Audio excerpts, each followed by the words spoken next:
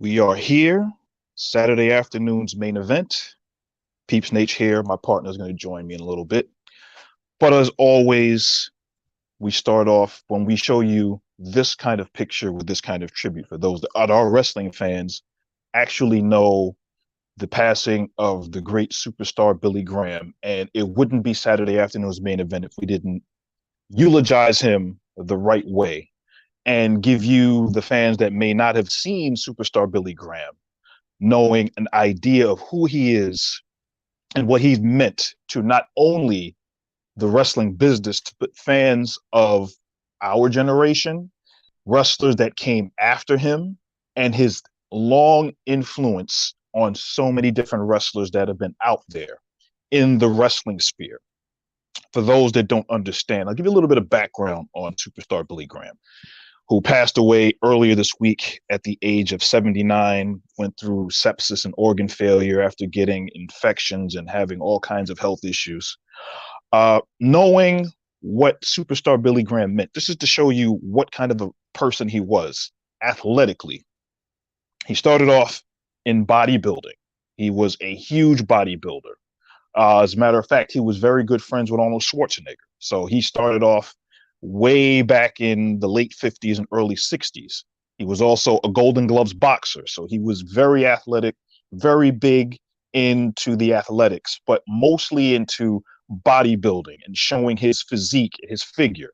And knowing that that was the case, he then, as we've heard, a lot of wrestlers become bouncers as well, and then get discovered through that, and then transitioning from that and even playing in football in the CFL to then burgeoning that off into the world of professional wrestling, being trained by Stu Hart in the infamous dungeon, where we know so many different wrestlers were trained by Stu Hart in that dungeon and became great wrestlers. And then over the years, showcasing what kind of personality he had, the grace that he had, and showing the power and the strength, and being able to then show you that he could talk. One of the first ever pro wrestlers that transitioned into sports entertainment, and the Tower of Power, too sweet to be sour, and all of those the verbiage that he had, where he sounded like Muhammad Ali, and you could tell that his influence from where he started and where he got in then burgeoned off into a lot of wrestlers that either copied his style or incorporated his enthusiasm into their personas. Hulk Hogan with the Pythons. The Python stuff came from superstar Billy Graham. Jesse the Body Ventura, who was also influenced by him as well. Even Stone Cold Steve Austin, who when he was in ECW was calling himself Superstar Steve Austin and incorporated some of that in there. The great Scott Steiner, who transitioned when he was in WCW and then later on in his career to the WWE and then also into TNA Impact, heavily influenced by superstar Billy Graham, who in his career became the man that dethroned Bruno Sammartino and ended his second WWF championship reign that lasted well over 3 years. But remember, Bruno Sammartino was a champion two times and had a championship run of well over 8 years. So for you to be the guy that's going to stop Bruno Sammartino and then was told you're going to be the champion for a year, that's big. That shows you what kind of influence he had.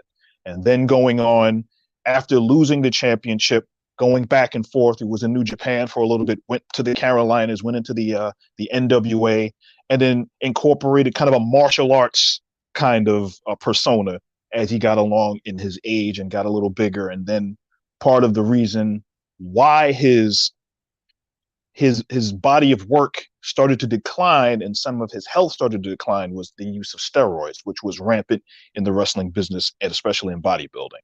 But his influence knows no bounds. And all of those wrestlers that I just named are the ones that were influenced, will always be influenced, and the professional wrestling business will always have an owed a debt to his personality, his enthusiasm, what he did in the ring, what he did for other wrestlers, and then, of course, as they say, imitation is the sincerest form of flattery, there is your imitation, your sincerest form of flattery. And that's where I'm going to go, brother. And I'm going to tell you that he used to always talk about being out there in the desert training and doing all of the things that he needed to do. And he would be the man that, as he said before, he was the tower of power, too sweet to be sour. And these sunglasses are my dedication to him and to all of those people that were out there that followed superstar Billy Graham. And I tell you right now, he is going to definitely be missed in this business. And my condolences go out to his wife, his family, and the millions of fans over the decades that watched superstar Billy Graham, influenced by Billy Graham, and paved the way to a lot of the wrestlers that we see today. And with that, I will throw that back out to you fans that have been looking and waiting for Saturday afternoon's main event. Peeps, what a wonderful tribute. I just have to say, just to go ahead and put in a few words. Listen, superstar Billy Graham. Yes. How else can I possibly go ahead and put it? You know, with Billy Graham, we got so many other stars that went ahead and somewhat reincarnated some of his ideas and his charisma and persona. And even with Yes. Hogan, listen, I don't know how many times I would sit there and I would be cooling it with my friends, and we would be cooling it at the gym, and we just just got done probably lifting weights or something, and they start going ahead and looking in the mirror, trying to go ahead and get the Arnold Schwarzenegger look, and I'd look at them and I'd be like, in the words of Billy Graham, just look at these 24-inch pythons, for Yes. God's sakes. Billy Graham was an icon. Billy Graham was truth be told, in his words, a superstar. And who Yes. can even forget one of my fondest and most favorited matches from him had to be the NWA title versus WWF title unification match against Harley Race at the Orange Yes. Bowl in Miami, Florida. And truth be told, to know that that ended in a draw for 1 hour, I did not care. Just the amount of technique and storytelling that was within that match, and the way that they just sold everything perfectly correct, and it just made you feel. It was just, listen, I can't put it into words. It's undescribable, but honestly, Yes. Billy Graham was one of those people where you looked at and you said, you know what, I want to be like him. And many other Yes. superstars that we know and love today have actually said the same thing. So honestly, that Oh, just goes yes. to show how much this man was truly great. And with Yes. that, Dusty Rhodes and Hulk Hogan and Jesse Ventura, Steve Austin, and the names go on and on. Scott Steiner, all of those wrestlers that I named go from a 2 to 3 generation gap of showing you where the influence for superstar Billy Graham came from. And that's not by a mistake. That is not saying, oh, well, you're weak, et cetera, et cetera. Even even on a smaller stage, Petey Williams, who did the same thing when he was running with Scott Steiner. It was called Little Petey Pump. So, yes, those the influences that he has in the wrestling business over all that time is absolutely something that you cannot mistake. And it's those kinds of things that people miss and they take for granted because they just figure, well, Hogan started saying this, or Scott Steiner was doing a lot of these things. The majority of those things that came before them, the progenitor for what you see as, for the most part, modern showman style sports entertainment started, maybe didn't completely start with Superstar, but it was perfected and crafted in a way that so many others continue to use today. And that's the reason why we have to give him the utmost respect and credit, and he will definitely be missed. most definitely, most definitely. So with that being said, our condolences to the family, friends, and loved ones of superstar Billy Graham. Um, Peace and love and prosperity, and just a lot of strength through this tough time. Yes. And rest in peace, to the superstar himself, Billy Graham. Stay Have tuned, mercy. man.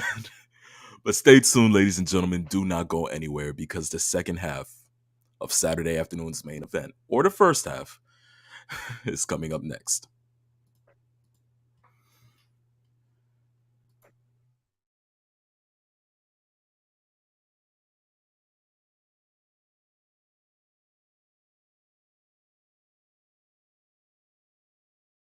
Shock the system.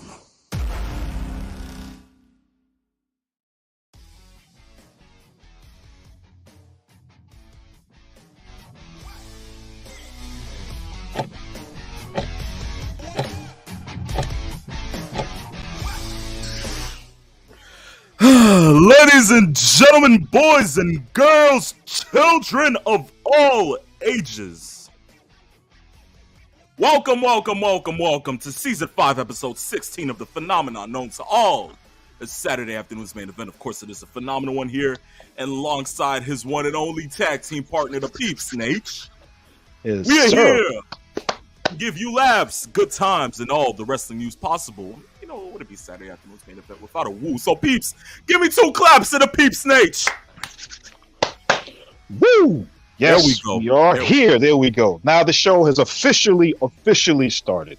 Exactly. Deep Voice Dynamo with my partner once again. We've been out for a little bit, but we're back, giving you all the wrestling that you need to listen to and find out from us, opinions and comments and everything else. And then your opinions and your comments and everything else. This is a scat-free zone, guys. Let's do it. Exactly. But, you know, it wouldn't be said without, you know, some friendly banter from Taekwon. Of course, yes. Taekwon said R.I.P. to a legend. Yes. But when I made the Hulk Hogan and Billy Graham statement, this is what he said. Lord have mercy. Guys, this is a family channel. God bless my soul. Please don't go ahead and strike us, but please go ahead and look at this.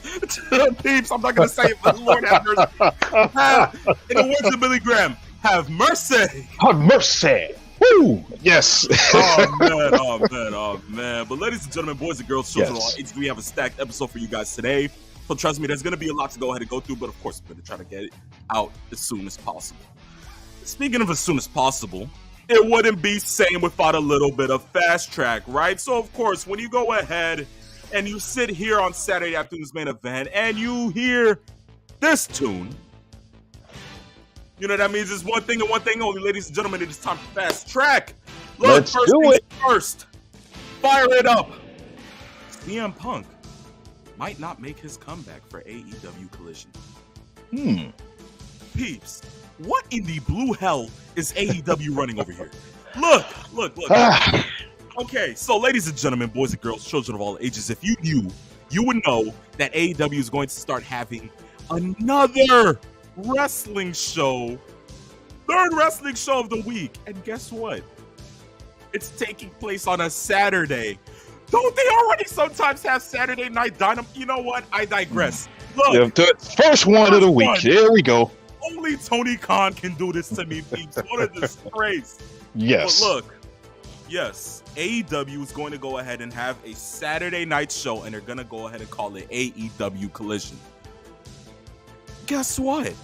Just like Rampage, its debut is in show, which means you would expect that Charles Montgomery Punk would go ahead and make a return, right? Yes. So, of course, rumors have been circulating. People have been saying, okay, yeah, Punk's returning to the company. They're going to go ahead and start a feud with MJF, whatever the case may be. They're going to go ahead and go around this. Maybe start with Jon Moxley. If not Mox, then Jericho. Okay, whatever, cool. But within this span of time, we then found out that Ace Steel got signed back to the company not even a couple of months ago. This is something I read out of a horror book. Yes. Yes, so Ace Steel gets signed back to AEW. And then on top of that, of course, through all of the stuff that Punk has already been going ahead and posting on social media with his things with, you know, Jericho, he then goes ahead and posts on social media ranting on Brian Alvarez.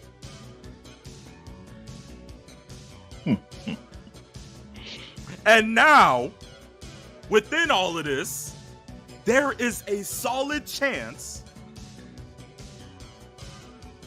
Why do I have to say that Punk may not even go ahead and show up at Collision? Make it make sense, Peeps. Yes. Tell me about it. What do you think?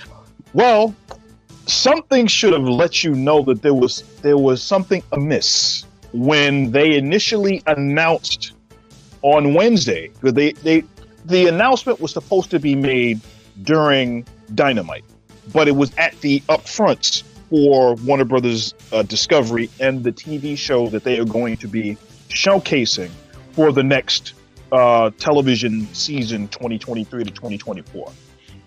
And they scheduled out the first 6 to 8 shows of Collision. And a bulk of the new shows are going to be in Canada, Ontario, and in Ottawa and certain parts of Canada. And then when they come back, they're going to come back in June in New Jersey at the Prudential Center. But the debut date, which is June 17th, happens to have no announced location. Now, the reason why that is, I suspect, is because that debut location was supposed to be in Chicago. They still haven't announced where it's going to be, and Tony Khan is going to probably have an announcement to announce that he's going to make an announcement that the show is going to be in Chicago. Dixie Carter. Yes. Dixie Carter and Human. Yes. So in that sense, he's going to go ahead and probably announce it then. But I would suspect the reason why it was not announced is because, given what we are starting to hear through reports, that maybe, just maybe, Punk may not be a part of this entire Collision launch. And if you're going to go ahead and say, we're going to be in Chicago, and you don't have CM Punk, the last thing you want to do is have the fans hijack the show with CM Punk chants. So they're trying to mitigate the potential fallout for something that may not happen. So that's one thing.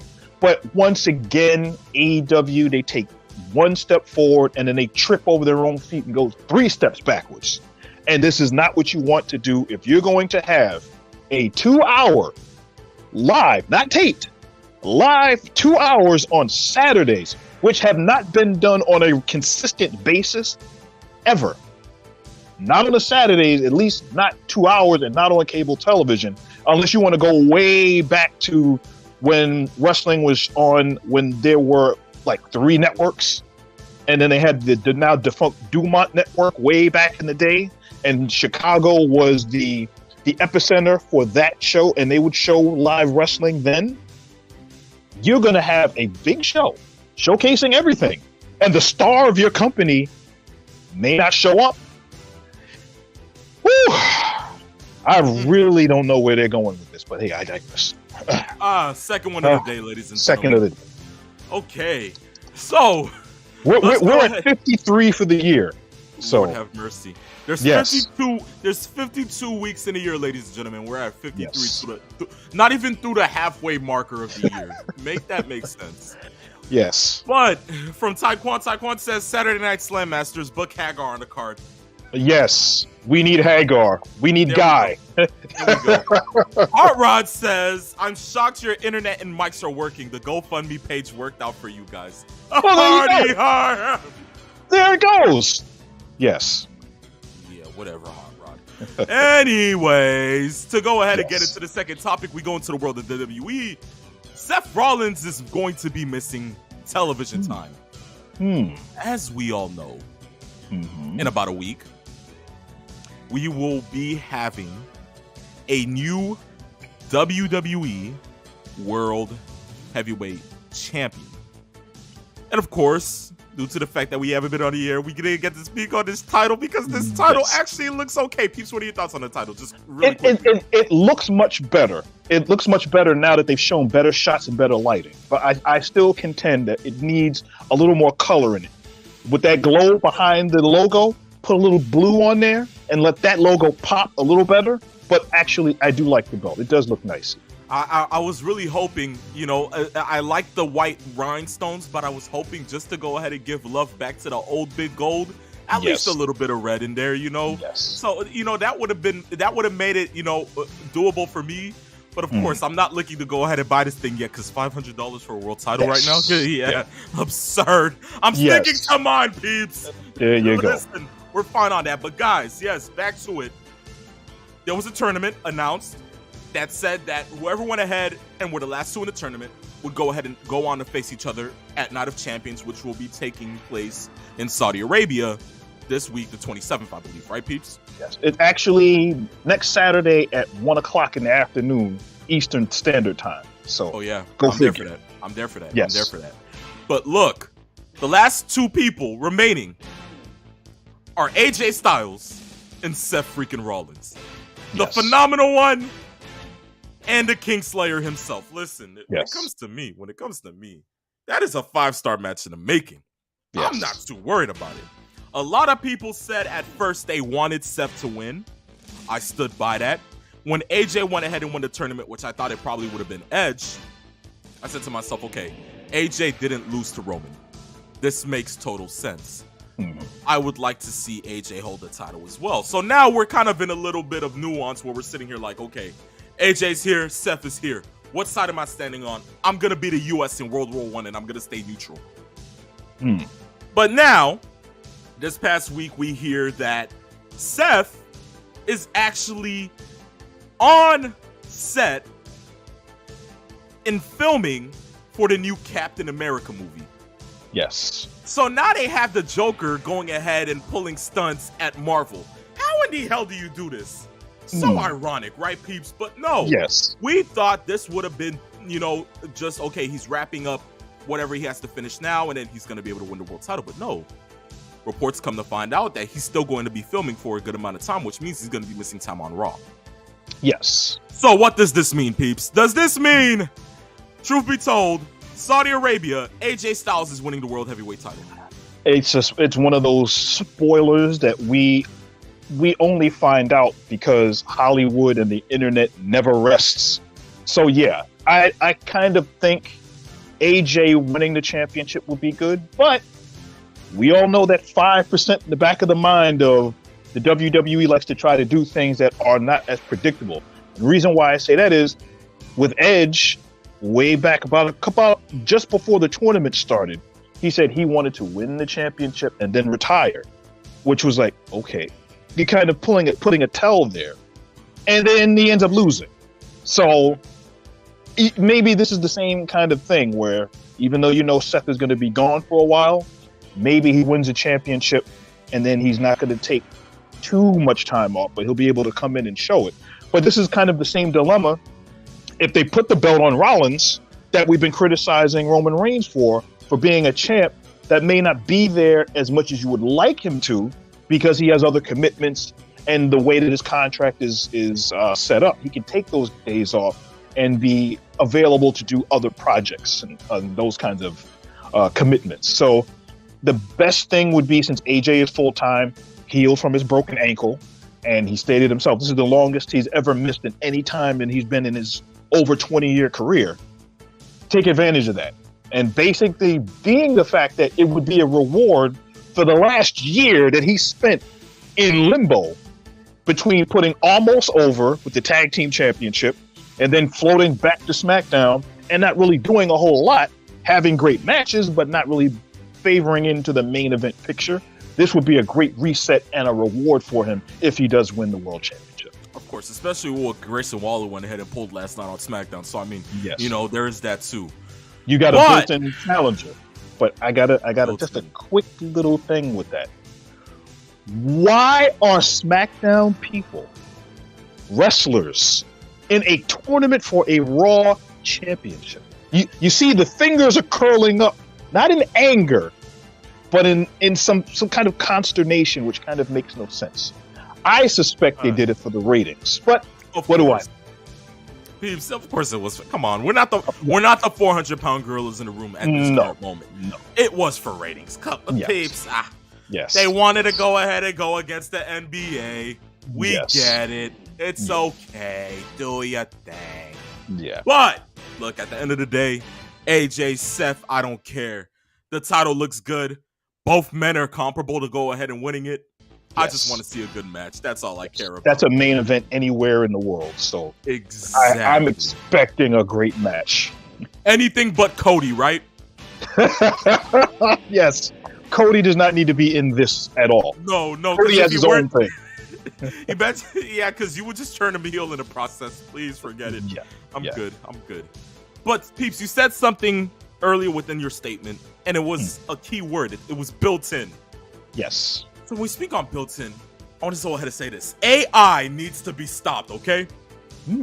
Ladies and gentlemen, I say this with a heavy heart. Because, tell me, how in the hell do you come up with a list like this? Just this past week, some person asked ChatGPT to rank the greatest women wrestlers from 1 through 10. Okay. This is what they came up with. Trish Stratus at 1, the Fabulous Moolah at 2, Mercedes Moné at 3, Chyna at 4, Alundra Blaze at 5, Lita at 6, Becky at 7, Mae Young at 8, Charlotte Flair at 9, and Natalya at 10. Peeps, let me ask you a quick question, because I know you're probably wondering this in the back of your mind too. Where in the blue hell is Bull Nakano? Peeps, you know what? You go off on this. I'm not even gonna do this. You do this, Peeps. Oh Lord. First of all, Charlotte is 9th. No Wendy Richter. No Medusa Michelli. Like you said, no Bull Nakano. There's just... There are so many holes in this AI thing. And even within the rankings that's there, we all know that rankings are always subjective depending on a person's sight, what they've seen, experience of watching that wrestler, what they did. And they're also a victim of the time period that they were in. So that's understandable. When you spit information into a computer and you have the computer decide everything for you based on whatever variables and intangibles that it's trying to summon up, you're going to get a list like that. And if you're going to go ahead and have a list and you're going to leave off those obvious names, then obviously you're looking at something that makes about a hill of beans worth of sense. So exactly. I will leave it at that, since this is fast track. I could go on for about 20 minutes on this topic alone, so I'm just going to leave it at that.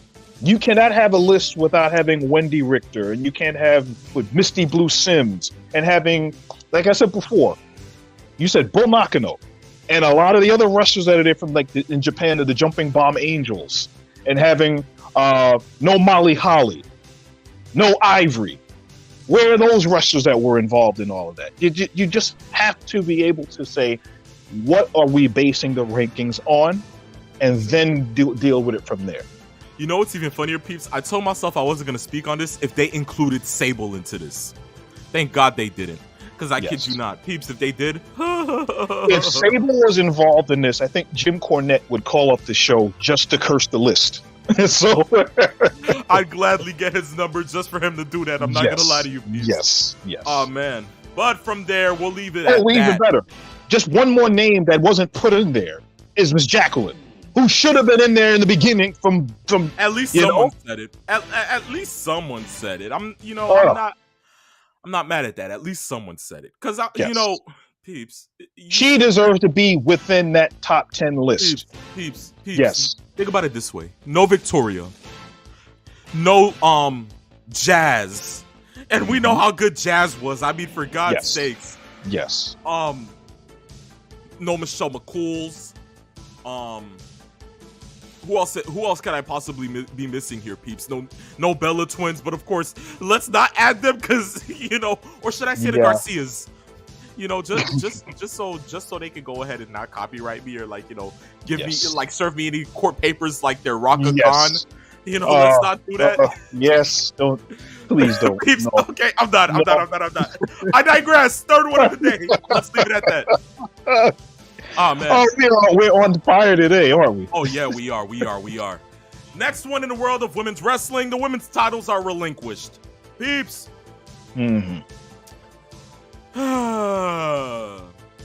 Okay, long story short, Liv Morgan goes down with injury. Raquel and Liv had to go ahead and relinquish the titles. Peeps, who do you see as the next women's champions? Because of course I can't sit there and just look at it and just be like, you know what, the women's wrestling division, especially the tag team division, is low key legit. Because at the end of the day, if it comes down to it, I'm just gonna sit there and tell you, look, just put the titles on Rousey and Baszler, get it over. And that's where I was gonna go, because right now, other than Damage Control, which they've been teasing for the last 2 or 3 months that they're a split is heading their way, or which I had a conversation with a friend of mine just yesterday, was why not unify the NXT and the WWE Women's Tag Team Championships and have one tag team championship and have that women's tag team go SmackDown, Raw, NXT. Now, for obvious reasons, they're not going to do that. And in a sense, it's like we've been having all of these unified champions, et cetera, et cetera. But here's the issue. There are no women's tag teams in the WWE right now. And the ones that are there, within 5 minutes of them forming a tag team, they're breaking up. So that's part of the problem with the WWE and the way that the women's division in general has been booked. And I don't like the way that it has been booked. There have been sparkles here and there of we're going to do some things with the women's division and give it the attention that it deserves. But as far as the women's tag team division, this is the reason why Sasha Banks and Naomi had the issues that they had with the front office, with booking, with creative, and the tag team division, because of how it's been booked. And from there since to today, we're having those same issues. Peeps, WWE for you. Somebody get the creative writers out of there and just hire me in peace. We'll do a better job. Trust me, guys. We're built for this. But yeah, Rousey and Baszler is your new tag team champions. Boring. Get me over to the next. Just peeps. Whatever. Just screw it. Just, And the team could have been great if they would have, if the injuries didn't happen to both Baszler and to Ronda, but also at the same time, if there was an actual legitimate women's division. And the sad part about it is, instead of the tag team championships being the ends, your means justify the ends, which would be the championships. Of course. The tag team championships are now the ends to the means to further a storyline. And that's kind of backwards in devaluing the tag team championship that's supposed to have all of this reverence and have all of these things that people are trying to say to get it to respectability. You can't do that if the belts don't mean anything. And they certainly don't, especially if you're going to put them on Baszler and Rousey. But I digress. Fourth one of the day. We're already at 4. Jeez Louise. This is what I've come back to, peeps.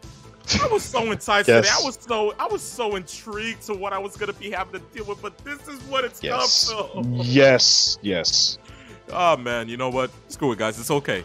That'll teach real life to mess with us. Oh man. Lord have mercy, peeps. I miss this. Yes. But guys, that marks the end of Fast Track. So of course, we'll go ahead and we'll get to other things later on in the show. There is one more topic to go, but of course, we're going to have to go ahead and get to the questions. So stay tuned, ladies and gentlemen.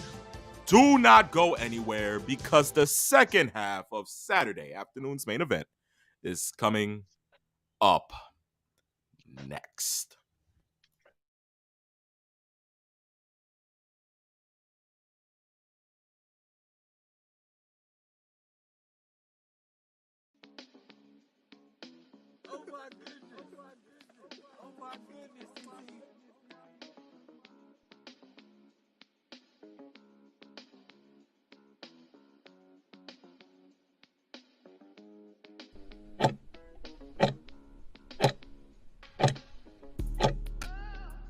Ladies and gentlemen, boys and girls, children of all ages, welcome back to the second half of Saturday afternoon's main event. Of course, it's the Pete Snake and the Phenomenal One. We're going to go ahead and get right into the questions. And of course, most definitely, if you want to send in a question, all you got to do is just DM us on Instagram at Saturday afternoons _main event. DM us the question. It will be featured on the next episode of the show, guys. Trust me on that. But without further ado, let's go ahead and get right into it, right, peeps? Yes, let's do it. First one comes from Master Sean 007. He says, "Greetings, gentlemen. Greetings and salutations." As you know, AEW has a new Saturday show coming up. Yes, it's great for the industry, but my question is, why would you schedule a wrestling show on a night where no one really watches television? And if it has the same booking as their other shows, then why would anyone want to tune in? Thank you! Yes, there you go. Beeps, I love our fans. I love our fans with a passion. Yes. Wow, someone had to say it. Is he wrong? Yes. No. The thing, this is what I try to go ahead and get at. Tony Khan creates all these new championships, all these new television shows, and all he's doing is racking up at least 900 on the scale. Why? Peeps, this is, for me, we don't need another AEW show, and barely any of 2 shows that are on the air during the week rack up close to 2 million. Mm-hmm. It's anarchy. Yes. I don't understand how Turner. So you see, peeps, if that's the case, let's go ahead and just call Turner just to go ahead and get them to broadcast same. You know what? That's not a bad idea. That is not a bad idea. That's not a bad idea. Turner is giving TV time to AEW like this when the ratings aren't even stacking up to the limit that you expect them to stack up. You have all this star power, all these different championships, and I understand Collision is going to be like that B show where Dynamite may be like Raw and Collision will be like SmackDown and Rampage will just be in between. We still don't need that, because it's not like anybody's going to get booked the right way either. What are you going to do? Pair Kenny Omega up with Hijo de Vikingo again? Or what? Go ahead and have Hangman on a page go against Kota Ibushi? What are we doing here? What are we doing here? Here's what I will do. I will play the devil's advocate to your point, and I will bring up what they should do to make sure that this doesn't become the disaster that it can be. First and foremost, you have 200 wrestlers on the roster, give or take a couple here and there.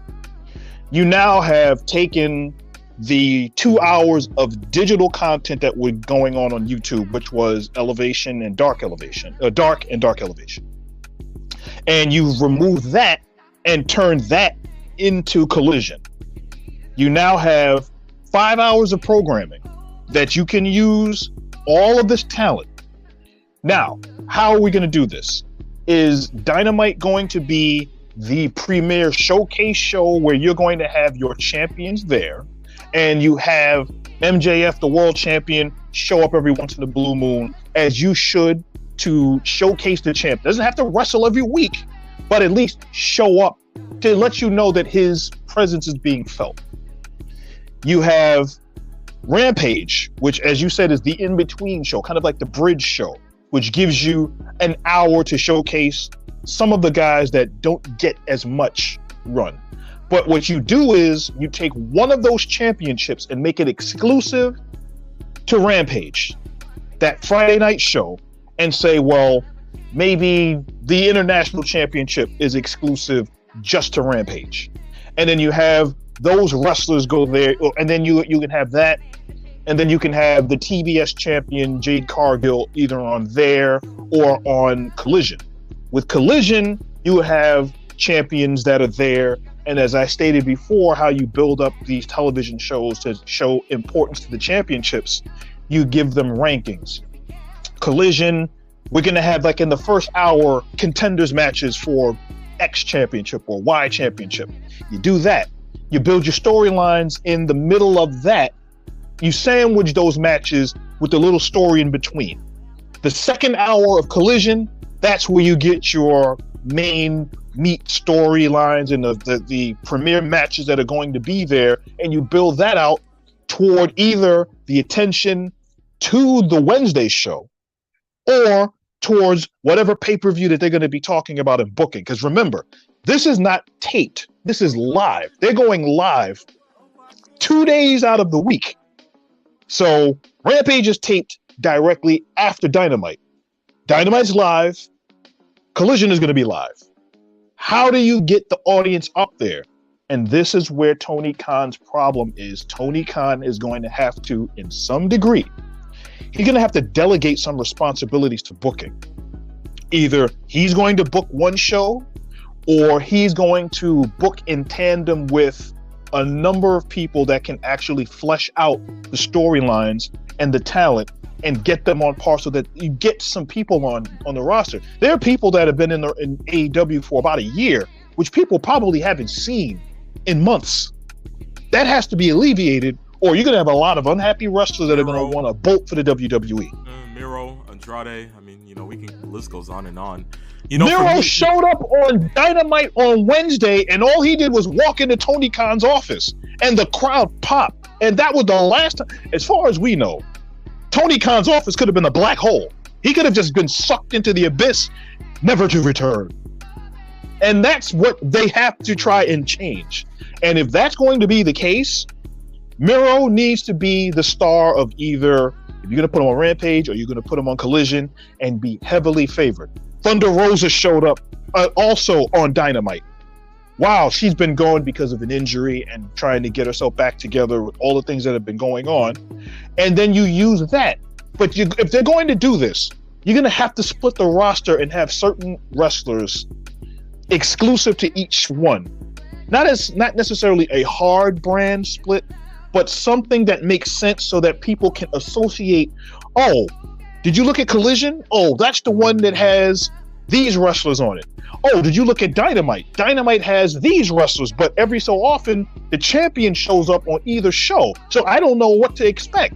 Oh, Rampage is the one where I'm going to get to see the international champion defend his championship, or the tag team champions defend. And you get the people talking about the product while making the product better. That's how you work this whole thing. And I think that's what they need to do going forward if this is going to be a success. Why not just implement the ranking system again and just separate the shows with only just the main card titles, like the AEW World Championship and the Women's World Championship, and maybe throw in the tag or trios world titles. You can throw the trios with the International and TNT Championship on Collision, and you can have mainly Dynamite be the world title, the Women's World title, and most likely the tag titles. And within that show, you have segments with the world champion and maybe the number one contender, and you have other matches that defend with any other person inside that division, and you go ahead and have matches. Whoever wins just moves up in the rankings. Is that too hard? Yes. Now, what was WCW Nitro known for in the early on in building the show? They had luchadors, they had cruiserweights. What you do is, not to say that you have to have luchadors and cruiserweights, etc., but there was a particular brand of wrestling that was the backbone of WCW Monday Nitro. And that was exclusive to Nitro. And then when Thunder came along, they would have maybe one or two of the main storylines that were coming over from WCW Monday Nitro, and they would put it into Thunder. Before Thunder was turned into an afterthought, when they actually booked Thunder to be good. And then it was good for like maybe a year, and then they just said, the hell with it. What they need to do is do something like what you just stated, and things that I've been talking about for weeks that the WWE should have been doing. This is what AEW should be doing. You get this world champion and you have that list of rankings and tell them, well, this is going to be a contention for this, and have those guys there. And of course, you're going to have your main storylines that are going to cross back and forth, but also have an exclusive storyline that's only going to be solved on that particular show, which brings intrigue into saying, well, you know what? There's a beef going on Collision. Let me see if that works. And if it's worth a damn, let it bleed into Dynamite. Let Rampage showcase the other wrestling that you have, but then do vignettes that describe, you don't know what you're missing if you're not looking at Collision. Oh, you don't know what you're missing if you're not looking at Dynamite. Here's what happened. 1, 2, 3. Here's your next match. Look at Collision and then book it that way. That's all they need to do. Now, obviously, we're kind of spitballing here because we don't know what Collision is actually going to become. But if we are looking at it from the fans' eyes and what they can do, this is the kind of thing that they need to work on if they're going to let this be a success. Most definitely. Most definitely. Good job on that, peeps. And thank you, Master Sean 007. Great question. Great question. You're always great on these, man. You're always great on yes. these. Next one comes from Tombstone City Adam. He says, book Arn Anderson versus Ja Morant inside Hell in a Cell. Wow. Wow. You see, I guess that's not the only one that's going to be all elite, apparently. No, but peeps, truth be told, we're not a sports show, ladies and gentlemen. We don't get into topics like these. But wow, Ja Morant, ladies and gentlemen. Lord have mercy on us. Wow. Yeah, he probably does. You know what? Get the Horseman out here, guys. Please, someone get the Horseman out here. Because, you know what? Arn Anderson versus Ric Flair versus Ja Morant versus Dylan Brooks. Good grief. Winner gets the Golden Ruger. Okay, let's put it like this. On a pole? On a pole. There we go. Even makes it better. You Man. You know what? Scott Foster's the referee. Wow. You know what? I should. Okay, I'm leaving that one alone. Okay, guys, we're sorry. We'll leave it at that. Oh man, but Adam, good one. Next one comes from Doctor of Thugonomics. He says, day 1012 of Adam Cole not being world champion. At this point, just get him to join Impact. Well, he was on Dynamite in the main event. Well, he was involved in the main event with Chris Jericho and Roderick Strong after he was apparently banned from the arena. And then they decided to take him and they take the fight outside of the arena, which was smart to have him interfere, but yeah. Oh man. Taekwon says this, add Brian Pillman. Wow. Wait. What I'm going to do is I got a delivery coming, so I'm going to come back in about 5. I'm going to be back and give me 1 minute and I will be right back. No worries, peeps. No worries. You do your thing. I'll go ahead and take care of it for you. Don't worry. I got you, man. Next one comes from Long Island Isaiah. He says Roman fears Solo. Now look, guys, I don't speak on this so much, but we're gonna go ahead and get to this towards the next end topic because this has to entail it. But if you watch SmackDown, you would know that Roman had a whole fallout with the Usos. Not really too much of a fallout, but just talking smack, acting like he's the OG, big one. Yeah, we understand, big dog, tribal chief, blah blah blah. Go, greatest of all time. We the ones. We get it. But within all of that, had a whole argument with the Usos, turns around, butts Solo in the chest. Solo stays looking at his chest, looks at his shoulder. Roman stays looking at the shoulders. Roman gotta get scared. Roman just hits the, I'm sorry, I didn't. And he just walks out the ring. Ladies and gentlemen, boys and girls, children of all ages, if you were to tell me that Roman Reigns would fear Solo Sikoa, I would look you into the eyes and be like, damn right he should. Guys, I've been saying this for the past how many weeks, months. Solo has to be the new Umaga. In some sense, Solo also has to be the new tribal chief. Solo possesses it all. And the man don't speak. That's what makes it even better. The man does not speak. Speaking of that, Peeps Nature's back. Peeps, yes. We're speaking on this. Long Island Isaiah says Roman fears Solo. If you watched SmackDown last night, Peeps, you would know. Yes. There's a chance that is true. We're gonna get to this towards the end topic, but just a little, pizzazz just before to put a little bit of pepper in it. I think the way that this is going, this is kind of like the monkey wrench that nobody was looking at. Everybody was expecting one thing. It seems to be going in a different direction. And I really like that little aspect because nobody was thinking about that. Nobody thought about that at all. So, yeah. Oh, man. But yes, ladies and gentlemen, that marks the end of the questions. Of course, if you want to go ahead and send in your questions, since they're so great, go ahead, DM us on Instagram at Saturday Afternoons_main event. And it will be featured on the next episode of the show. Guarantee you guys. So, now we finally go ahead and get to the last topic of today's show. Yes. Peeps. And I've got the pen ready just in case we get some I digresses in there because I think we're gonna Somebody get something going here. Oh man, you know what? There's gonna be a lot to go ahead and get into when it comes to this. Yes. And of course, you see the title at the bottom ticker, the newest bloodline issues. There's so much to be looking at when it comes to sections like this, because here's the thing. Here's the thing. When we look at things that happen in the sense of the bloodline, since this has been a storyline that has been going on for at least how long, peeps? 2 years now? It's been almost 3 years. I mean, they Almost kind of 3 years. started when Roman won the belt almost 3 years ago. And it's kind of been like the bloodline aspect of it didn't start till like maybe 6 months afterwards. I think it was shortly after the Hell in the Cell match between Jay and Roman is kind of where the bloodline thing started up. Recognize your Okay. tribal chief. So, Okay. So we're not too bad on this. Okay. So here's the thing, peeps. Here's the thing. For us looking at it on the outside in, we would think that the oddball in all of this would be Jey Uso, due to the yes. fact that it begun with him. It has literally revolved around him for a good amount of time, aside from it revolving around Roman Reigns. And then, we get to Clash at the Castle, and in comes Solo Sikoa. We wanted it to happen, and it happened. Are we mad at it? No, because this is what we expected. We expected for this to somehow have some type of effect where Solo would be implemented into the bloodline. So now here's the thing, peeps. Here's where I'm trying to get at.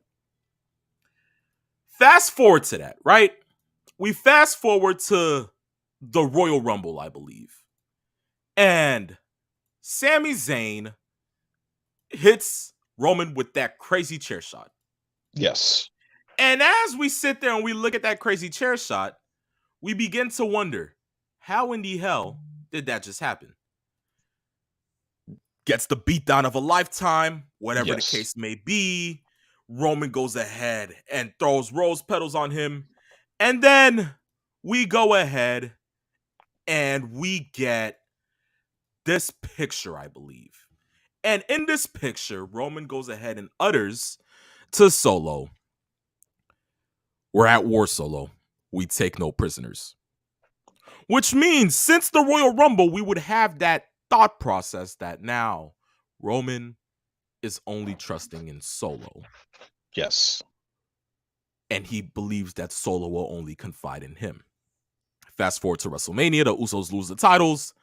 You begin to see a churn in event where Solo begins to look like he's going to go ahead and turn on his brothers. Couple weeks back, not even a couple weeks back, just about a week and a half ago, we hear that Roman and Solo are going to challenge Sami Zayn and Kevin Owens for the unified WWE tag titles. Fast forward to this past Friday night on SmackDown.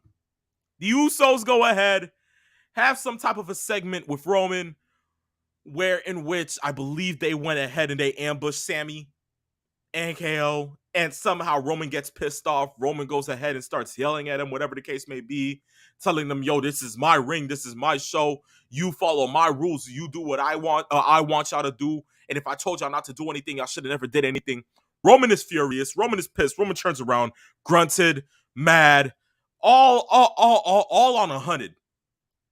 Then he shoulder butts Solo Sikoa. And then Solo goes ahead, stands there, and peers at his shoulder the whole time. Roman, with a disdain look on his face, looks at the shoulder, looks at Solo, tells Solo, "I'm sorry," and he kind of tries to utter something, but he can't get the words out. He then wipes his face clean like he's the Rated R superstar in ultimate opportunist form, and he gets out the ring, walks away completely disdained.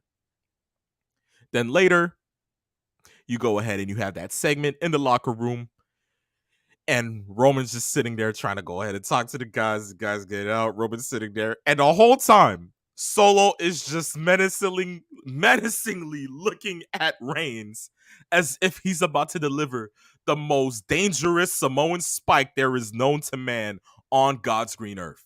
Yes. So now, next week, Night of Champions, these guys will battle it out with KO and Sammy for the unified tag titles. Does this mean, peeps? Does this mean that somebody's turning on Roman Reigns next week? Keep that 5% chance that you always hear me tell you. And I know it. This is the reason why I actually like Triple H's thought process of booking. Because right now, the same way you had that mindset before WrestleMania, that's the same mindset you have right now going in to Night of Champions. Because in the back of your mind, there's the possibility that on paper, it doesn't make any sense for Roman and Solo to win the tag team championships, especially with all this angst going on. We also know that this could also be a ploy to get over on the tag team champs, to make them think that all of this strife going on is something that's really bothering the tribal chief and Solo. The other angle that could be the case, and this is something that I thought about, what would happen if Solo is coming to the defense of his brothers? Because let's really be honest about this. Roman is their cousin. Solo, Jay, Jimmy, they are all brothers. And I believe Solo is about 5 or 6 years younger than those two.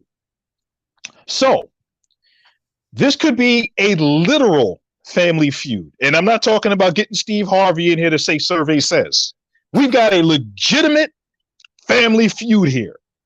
And if this is going to be the case, you have the extra level of drama and that element that we don't really see too often when it comes to a storyline, which is more layers to open up, because it's not as black and white as it seems when it comes to the families going the way it is. On the outside, we see the Usos trying to stay within the frame of the bloodline because they're all blood. We also know that Solo is literally a hired hitman. That's the way he's been shown. He's standing in there. He doesn't speak. He doesn't say a word. The man don't say jack. Yes, even when he's hurt, he doesn't say anything. So he just keeps quiet. He does his job, and then the second he needs to, you flash an eyebrow, you wink at him, you give him a tap, he turns around. Samoan spike. Are you telling me this is what Rick Rude should have done while he was in DX? God rest Rick Rude's soul, but I mean, I'm just saying, you know. See, yeah, silent but violent. Exactly. There we go. That is what I think is the case. It's to continue to keep the intrigue going.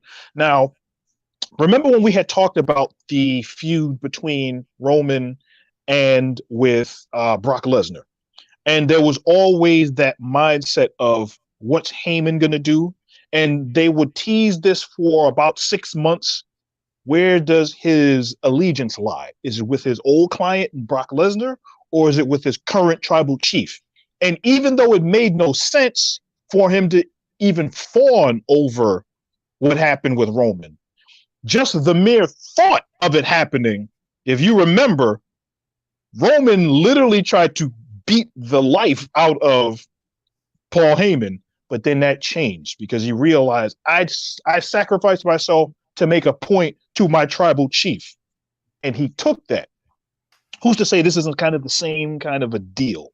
And as we all know, the constant with all of this is that Paul Heyman is the master manipulator, and he's always at the end of every promo, every time they go out there, not only is he on the phone, but he also has that cowardly, conniving, scheming eyebrow looking around as if somebody's looking, or always. He is very good at that. And that gives you the extra layer of who do I trust in this whole thing? Is it the tribal chief being upset? Is the tribal chief going to be turned on with the Usos? Is he going to form an alliance within the bloodline with Solo against the Usos? Or do the Usos and Solo join in and say, we've had enough of you telling us what to do, and that's it? That's the intrigue of the storyline. So, peeps, when you say 95% chance that he loses and 5% chance that he wins, why do you have to keep doing this to me, peeps? Peeps, it's not to hedge bets. It's to show you that the thought process of the booking is to keep you wondering so that it doesn't become, we know what's going to happen. Oh, we know what's going to happen. Because let's really be honest. Roman has been champion almost 3 years. And if you think of it, you have to do that kind of mindset booking to keep it not only fresh, but also to make sure that people want to come out and keep seeing the same wrestler carry the company on his back, not as a face, but as a heel. The whole point is Triple H is booking the WWE with very strong heels, the way that the territory days used to book strong heels. Dusty Rhodes in the NWA in the Florida territories would always book the champion of the promotion as a strong heel. And the reason why, you are going to pay to see the face try to take that heel and knock him down a peg. And in the process of the chase, the payoff is he finally did it. It's very hard to do that when you have a face as the champ, because after a while, the fans will really turn on that person and then turn that face into a heel in the eyes of the fans, i.e. John Cena. So instead of running the risk of that, you have to make sure that not only is the booking credible, but the protagonist and the antagonist are equally believable, because you can't have somebody that's going to be the champ steamroll through everybody and not think that the next opponent isn't a believable challenge or a credible challenge. And knowing that there's strife within the bloodline and knowing that the bloodline's opponents are believably ready to beat them, even to the extent that Sammy and KO are talking smack to Roman Reigns, which is something that faces usually don't do to heels as dominant as Roman. That's the key to this working. And that's why I think that there's that 5% chance, just a 5% chance that Roman is walking out there and is going to have another championship on his other shoulder. So what is this? Roman's just collecting Infinity Stones? He's right now filling up the Infinity Gauntlet, and let's see if at WrestleMania he finally does the snap. Let's see if that works. Peeps. So are you telling me right now that the same thing Tony Khan tried to do with Kenny Omega, they're going to have him? Peeps. Can you only imagine? Yes. I remember I saw this video. Not even a video. It was just a meme of Roman going ahead and carrying almost every single WWE title known to man. Yes. And then they snuck in the women's tag titles, the women's NXT tag titles, both women's championships, the 24/7 title, just to name a few. And then I sat there and then I noticed that they added the Impact title as well. Peeps, I can't deal with Roman Reigns having another title again. Yes. Peeps. And the fact that they even alluded a couple of weeks back about Paul Heyman going ahead and going out there and saying, you know what? Maybe the World Heavyweight Championship is just another title that Roman Reigns can add to his arsenal. Just the mere mention of that is what has gotten the consternation of the fans going through this. You, myself, other people that watch, we don't want to see one person holding on to 18,000 championships. Exactly. It's cool as something, even back in the 80s and the 90s, because it wasn't done that often. You know, as we said, it happened with Kurt Angle. It happened with Austin Aries. It happened with Kenny Omega. So we've seen it happen as the quote-unquote belt collector, is the person that goes to different promotions and territories and walks around. I've got 17 championships, and I can't be beaten. The problem is you have these wrestlers that deserve to get that push, And when you have one person holding championships hostage, the secondary championships gain importance. But if those championships aren't treated with the same respect and reverence, then what's the point? And I think that's what they run the risk of doing. As I stated about half an hour ago, the championship should be the ends to the means, not the championship being the impetus for the storyline to advance someone else. That's the difference. So I guess we just have to wait and see till Night of Champions, huh? It's only a week from now, so we won't be waiting too much longer, now will we? Now will we? Exactly. Now, Well, look, my problem is, when is this guy going to defend his championship again? That's what I find is the issue. Peeps, now you see, I told myself I wasn't going to go ahead and get into that because you would hear too many I digresses from me. I have the pen ready in case. But now that you said that, now that you just had to implement this into the conversation. Here we go. And now you hear the clicking of the pen. Ladies and gentlemen, boys and girls, children of all ages, here's how I'm going to go ahead and put this. You have a man that is scheduled to show up at Night of Champions, but to go ahead and face the tag champions. Correct. And he's supposed to be on Money in the Bank the next month after. Yes. And then he's supposed to go ahead and be on SummerSlam, which is after that, right? Correct. And in between that, he's supposed to be at major marquee shows like SmackDown in the Garden, a couple of other SmackDowns, a couple of live events in the UK. Mm-hmm. If he's going to be at all these shows, don't you expect him to at least defend the title at least once? He hasn't defended the title since WrestleMania, right? I don't think he's had a singles match since WrestleMania, if I'm not mistaken. So, unless so he's what the heck are we doing here? What are you doing? Yes. Yeah. As my partner does his best impersonation of Bret the Hitman Hart. Yes. Yeah. Yes. There you go. Okay. Look at it this way, guys. Look at it this way. The man hasn't had a singles match since WrestleMania where he defeated Cody.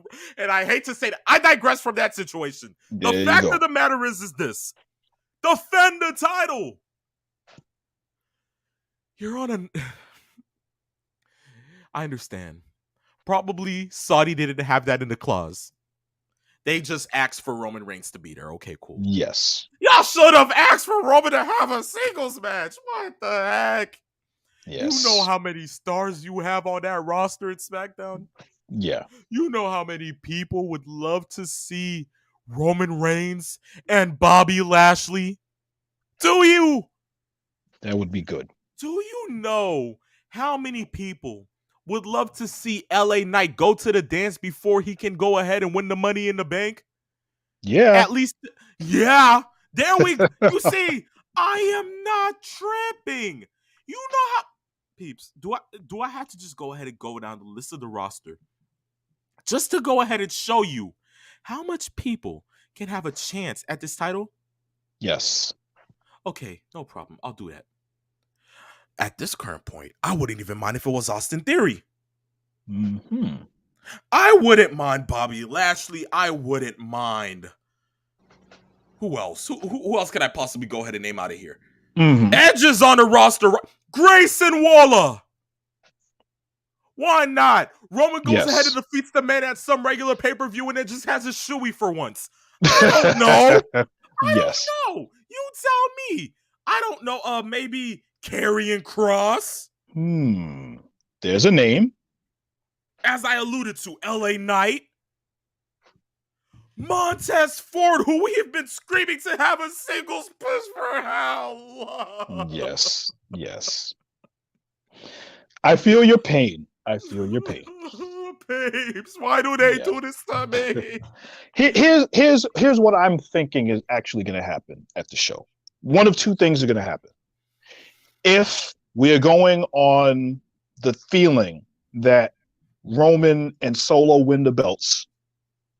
Solo will win the belts. He'll do whatever he does. Either the Usos are going to try to interfere and help the tribal chief and Solo win the belts. Something will happen. They'll take advantage of it and win. Or if they lose, they will lose because of the Usos by doing the same sort of thing. If they win the belts, somehow, some way, the Usos are going to be the problem in them defending those belts. Solo looking at it being, I'm doing all of the heavy lifting, and Roman is going to take all the glory and he's going to get the pin and he's going to walk around talking about how great he is. That's if they go in that route.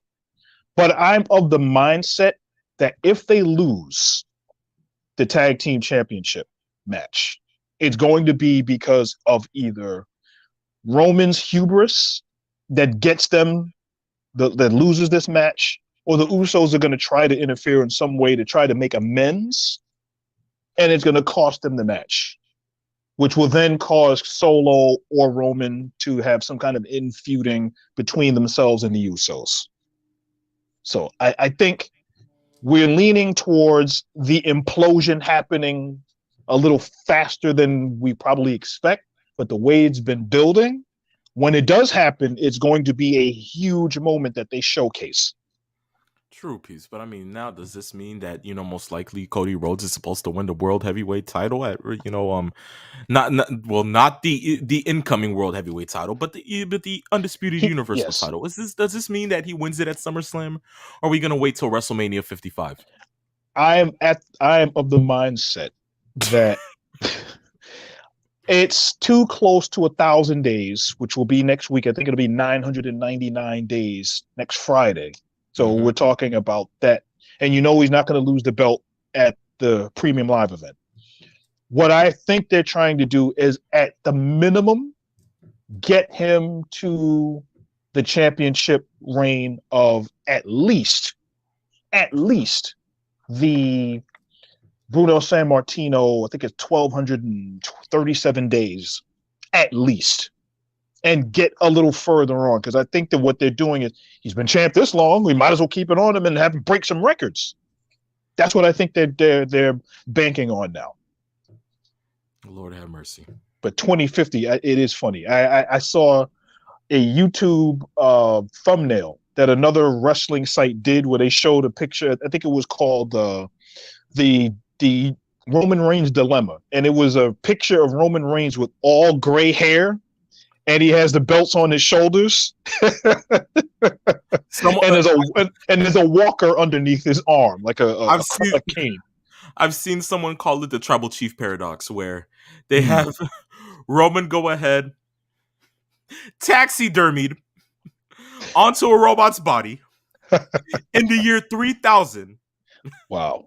Going up against the cyborg, pinning him and reclaiming the titles to go on to a reign of 210 years.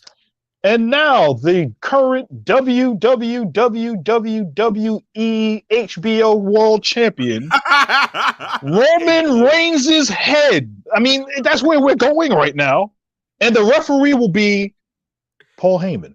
How ironic. And Vince McMahon will still be running the company by then. So it is what it is. Both of them taxidermied as well? No, I don't. I don't even think Vince will be taxidermy. I think he'll just be himself. He'll just continue to do the power walk, and the power walk will be the power walk will be the impetus to keep his heart beating. He'll have to keep walking to keep his heart beating. Keep power walking. He just power walks all the time. That's the way he keeps the heart going. Keep shoulder strutting. Keep shoulder strutting. Right. Oh man. Yes, Vince Bot will continue to do what he does best. The love of professional wrestling, ladies and gentlemen. Yes. It knows no bounds. Of course. Exactly. But ladies and gentlemen, children of all ages, this marks the end of Saturday afternoon's main event. We thank you guys for going ahead and tuning in. Yes. This meant a lot. Of course, this is episode 16. We have 2 more episodes left for the season finale. and then we'll go ahead and go on a 1 week hiatus to get back into season 6. But to think we're going into 6 seasons, damn peeps, we come a long way, come a long way. Yes, and within coming a long way, we have upped our impressions on social media. In the past 30 days, peeps, Saturday afternoon's main event has made 10,000 impressions on Instagram. There you go. We're making, in the words of MVP, business is booming. Okay? Let's put it that way. But guys, it wouldn't be possible without your support. We're able to do all of these things because of you guys. This is just great. I mean, for God's sakes, who would have thought? Who would have thought, peeps? Like, I mean, like this is A1 amazing. And I thank you guys each and every single day for your support, for your comments on social media, for the implementations of sending us messages of things that we may be able to go ahead and use within the show, the questions. All out interaction, you guys. And the immediate responses to some of the things that we ask our fans, and they get just like that. So, yes. You guys make everything just go around. Like, I mean, I honestly can't thank you guys enough. Me and peeps are grateful. We are truly, truly grateful. Yes. But look at it this way. Next week, we're going to have Clash at the Castle. Of course, we're going to aim to have the show at least stand for 1 hour. So it may just be most likely a preview where we just have our predictions and we'll let you guys get right into the show. And maybe, just maybe, probably after, if we have the chance, we'll go ahead and we'll have a review. Maybe just to go ahead and save that instead of going ahead and having it for the next week. We'll just go ahead and sit there and talk about it then. Whatever it is, we'll figure it out. We'll go ahead and let you guys know on social media and we'll get to it. But this week, guys, it's straight wrestling. I know you guys are going to be looking forward to a lot. Monday Night Raw, NXT, AEW, Collision, Saturday Night Slammers with Hagar. I mean, for God's sakes, I don't know what we're doing. Hagar and Cody and Guy and everybody else running rampant around there. Yes. And then, of course, SmackDown itself and Impact, where Trinity Fatu makes her debut. Yes.